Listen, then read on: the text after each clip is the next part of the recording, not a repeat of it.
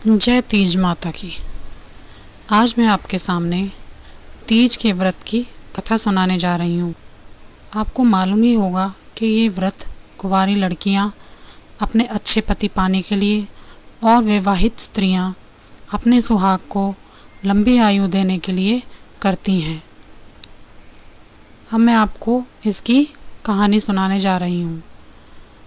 एक साहूकार और उसकी पत्नी एक नगर में रहते थे। साहूकार जो था वो बहुत ही गलत चरित्र का आदमी था। मतलब वो एक वेश्या के पास रोज़ जाता था और जो उसकी सेठानी थी वो बहुत ही धर्म कर्म को मानने वाली और हर साल तीज का व्रत करने वाली एक नेक दिल स्त्री थी। वह स्त्री अपने पति की सारी बातों को जानते हुए भी अपने पति की सेवा में कोई कमी नहीं करती थी। अपने व्रत त्योहारों को बहुत अच्छी तरह से मनाती थी और ऐसे करते करते दिन बीत रहे थे। उस आदमी के बुरे कर्मों की वजह से उसको पैरों से चलना मुश्किल हो गया, यानी कि उसके पैर खराब होने लगे। फिर भी उसकी औरत यानी कि वो साहूकारनी रोज़ अपने पति को वेश्या के घर छोड़ के आती और फिर वहाँ से लेकर आती थी।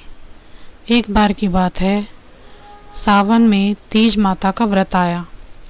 उसने बहुत ही श्रद्धापूर्वक तीज माता का व्रत रखा, लेकिन जैसे ही वो अपना व्रत खोलने के लिए बैठी तभी उसके पति ने कहा कि मुझे उस वेश्या के घर छोड़ आओ।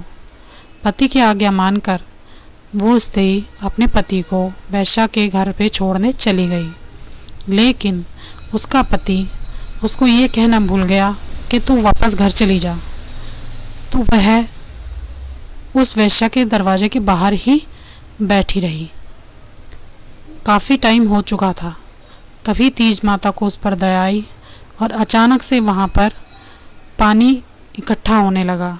जैसे नदी का बहाव तेज हो जाता है और नदी ऊपर तक बहकर बाहर शहरों में भी उसका पानी निकलने लग जाता है, इसी तरह से बाढ़ जैसा वहाँ पर होने लगा।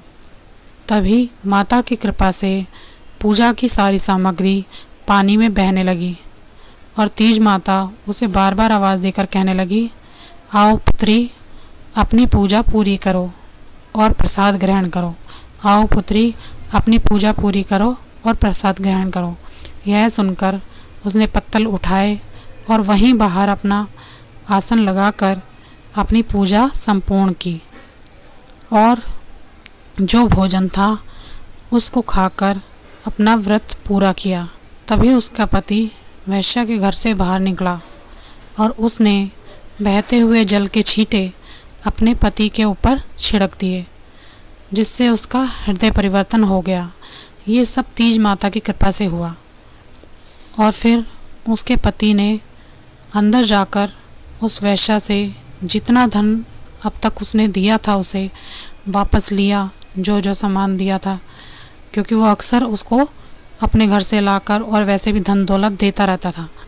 उससे सारा धन वापस लेकर अपनी पत्नी के साथ खुशी खुशी घर गया।